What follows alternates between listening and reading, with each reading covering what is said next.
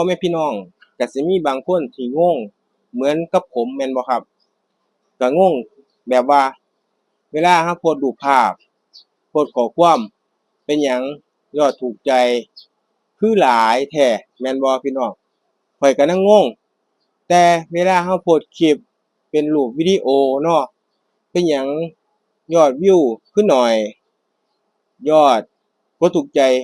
คือน้อยคักแท้น้อยกว่าที่เราโพสต์รูปภาพหรือโพสต์ข้อความเนาะพี่น้องเนาะ